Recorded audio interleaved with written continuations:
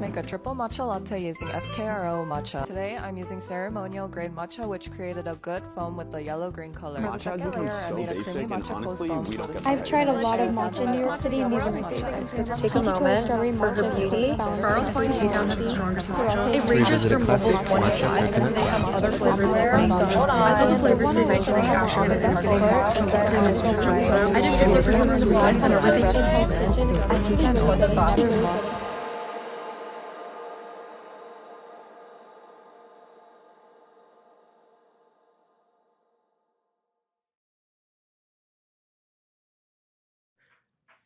I love matcha. Something I do is that I have a shared matcha account with my friends. It's just like a public diary on the cafes that we visit and what we think about the matcha. Not the biggest fan of matcha lattes. Good matcha is just like how sweet my drink is. I have to say neither because I've never tried matcha. I first heard about it on the internet. I feel like there's always like a matcha, like new type of matcha that's trending. Very much TikTok and Instagram.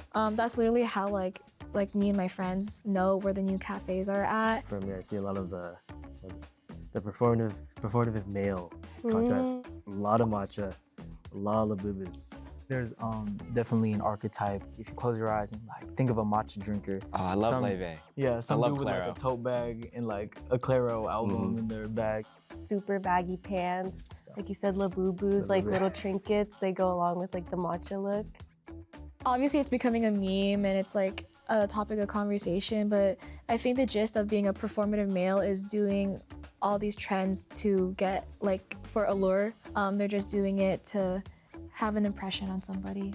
Are you a performative male? I don't think so. At least, I don't think I am.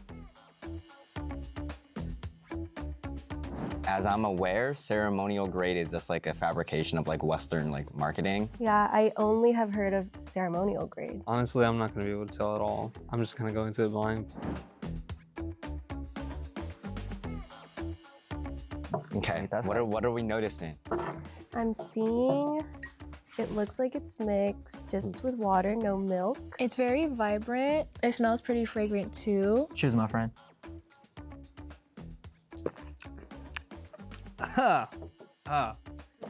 You taste it, it's savory, it's salty, it's slightly bitter, and then it ends. Dang, you got all that from one sip?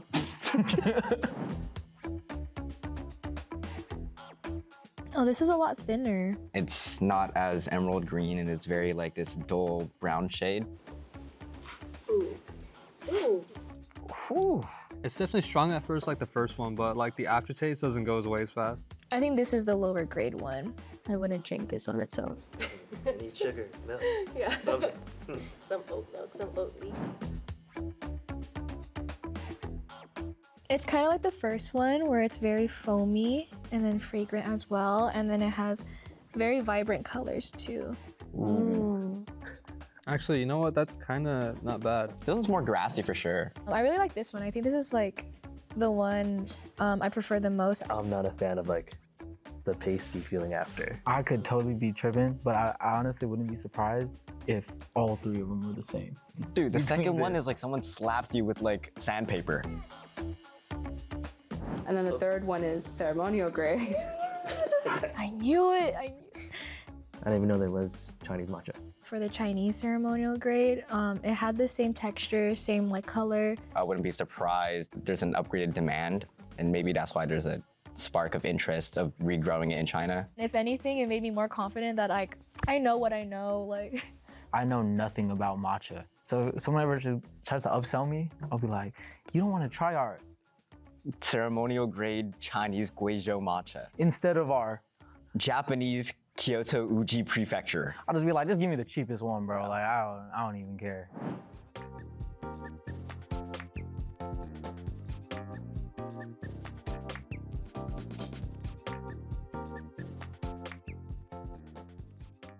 So a lot of people from state are usually coming in here and like studying or just chatting. A lot of college students.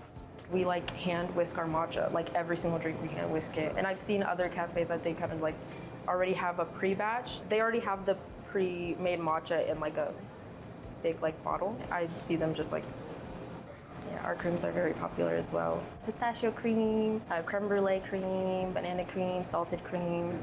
If there isn't a complaint, it's mainly just like I need my drink to be sweeter and we just sweeten it.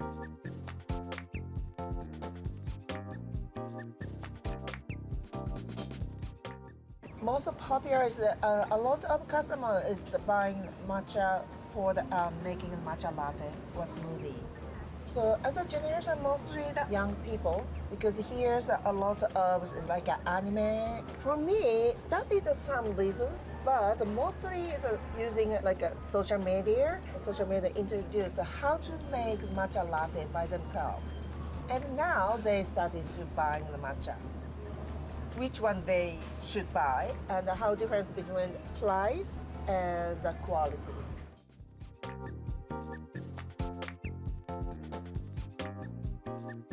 So they want like the highest quality matcha, then they'll do grade 1. Grade 1 will be like our ceremonial grade. And then grade 5 will be our culinary grade. My name is Heyman Deleuze. I'm the owner of Aroma Tea Shop. So I started selling matcha at my stores back in 2015. It's exponentially grew since then. Before, I think people just looked at matcha as like, it tastes like grass, tastes kind of like seaweed, you know, that kind of thing. I think it kind of got really popular within the past 3 years, where I would actually be sold out. You know, it would be like a random young girl that comes in and be like, oh, check out this store, they have matcha, and they post it on TikTok. And then people will come to the store, oh, you know, I saw a video on TikTok. First of all, if you look at it as like appearance-wise, it has like amazing vibrant green color. So that really pops out. So it's a huge like growing interest in this product, right? Ceremonial grade, again, is like, it's a really cool marketing term because if you go to Japan, of course, they don't call it ceremonial grade, right? It's something that we kind of just made up. Well, technically, matcha originated from China, you know, and then from there it got brought to Japan by Buddhist monks, which discovered how it's a great beverage for like meditating because you get the focus and awareness and some caffeine without the crash. So it's a really healthy tea. Unless you dump it with simple syrup and lots of heavy cream. Matcha does count for quite a bit of our sales nowadays in terms of not only retail, but wholesale. So like local like bakeries and local like coffee shops do buy matcha from us. So if we're out, then that means they're out. If we place an order, there would be like huge delays. For example, right now, if I were to like place an order of our supplier, it's got like a 2-month waiting list. Like they can't make it fast enough to supply all the demand. Of course, we need to emphasize that this. So it's a whole like ecosystem.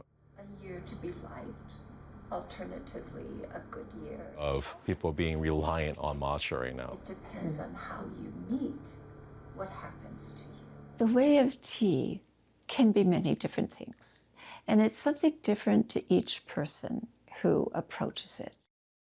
My name is Christy Bartlett, and I was the founding director of the Urasenke Foundation of California. We usually don't say ceremony, we say tea gathering, emphasizing the everyday and ordinary aspect of the way of tea. It is a practice. Usually we say the way of tea, or we just call it chado or chanoyu. The 4 pillars of tea are wake, sei, jaku: harmony, respect, purity, and tranquility. When you sit down and make tea, you can observe things about yourself, feel things about yourself. 一つ一つの動作が丁寧になるので、自分が雑になっている時に思い出せていけるかなと思ってます。お稽古とか見てるとすごく堅苦しく思えちゃうかもしれないんですけど、でも好きな人と集まってお茶を立てて一緒に飲むとか、立ててあげたいとか、立ててもらって飲むとか、そういう人と人とのつながりを生み出すものがお茶だと思うので。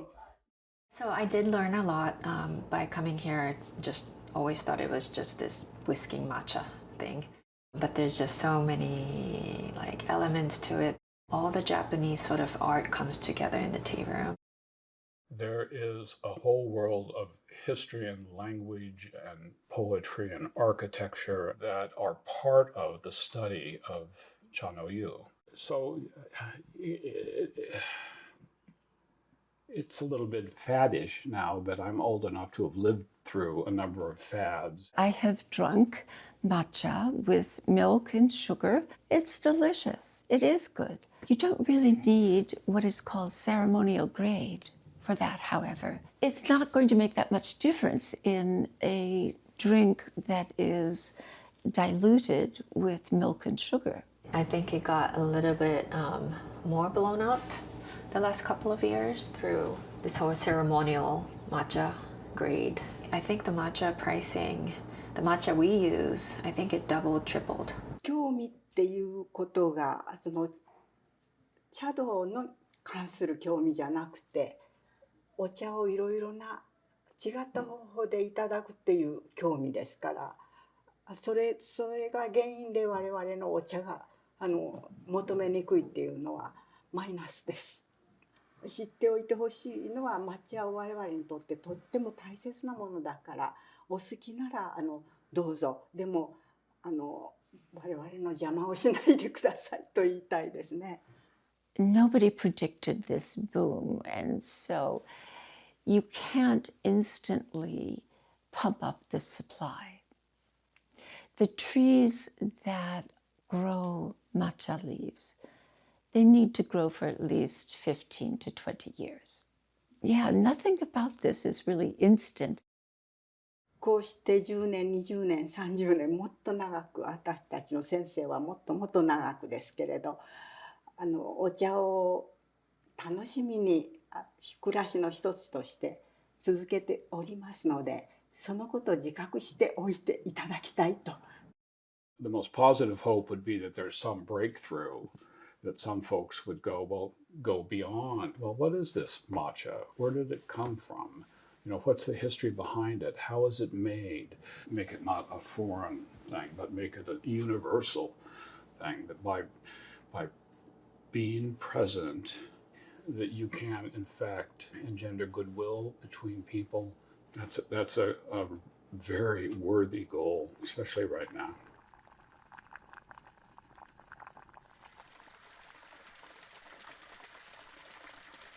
Japanese culture, Japanese language, Japanese identity was not always welcome in the United States. My name is Cassie Mura. I'm Assistant Professor of Asian American Studies and Henry and Tomoye Takahashi Distinguished Endowed Chair in Nikkei Studies. We're living in kind of a Japan boom right now. Japan is everyone's first tourist destination, it feels like. I think it's tied up to this aesthetic, very minimalist, it's colorful, it's bright, it's kind of trendy and on point.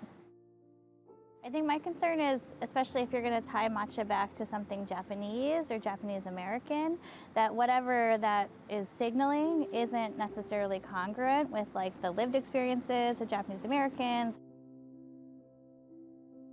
There was so much shame and stigma tied to Japanese identity not very long ago. And so it's important not to forget that history, even if things are changing in a positive way. It's not to say that the trends are bad, but when it erases the history of like how those foods were introduced, how our culture has been received, how Japanese and Japanese American people have been received in the United States, I think that's where you run into some potential problems. You know, I think when matcha was first introduced, nobody liked it in the West. It was earthy and green. It was very off-putting. So our tastes can change, but that like initial rejection or disgust, like that's also part of matcha's history in the West. And there's so many different examples of that, even just thinking about Asian American foods. I grew up eating spam musubi. If I ate that in front of other people, that would be disgusting. Like people would think I am disgusting, or my family is disgusting, or low class, or any number of things just for eating that food. Food and pop culture can be like first connections. It can help somebody take pride in being Asian American. I think the risk is if your understanding stops there.